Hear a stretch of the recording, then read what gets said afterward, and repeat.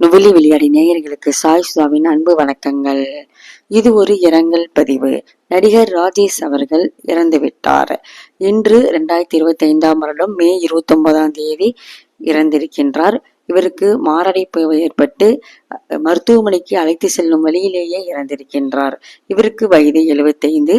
கன்னிப்பருவத்திலே திரைப்படத்தின் மூலம் கதாநாயகனாக அறிமுகமாகி வில்லன், குணச்சித்திர நடிகர் என்று பல வேடங்களில் 100-150 திரைப்படங்களுக்கு மேல் இவர் நடித்திருக்கின்றார். தமிழ் மட்டுமன்றி தெலுங்கு, மலையாளம் போன்ற பிற மொழிகளிலும் நடித்திருக்கின்றார்.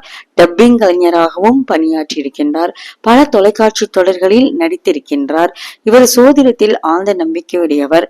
சோதிடம் மற்றும் வானியல் சாஸ்திரம் முதலியவற்றில் பல ஆராய்ச்சிகளை மேற்கொண்டு இவர் புத்தகம் ஒன்றை எழுதி வெளியிட்டிருக்கின்றார்.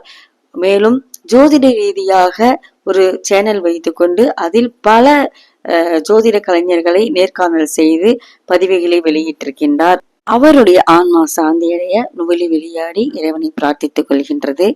வணக்கம்.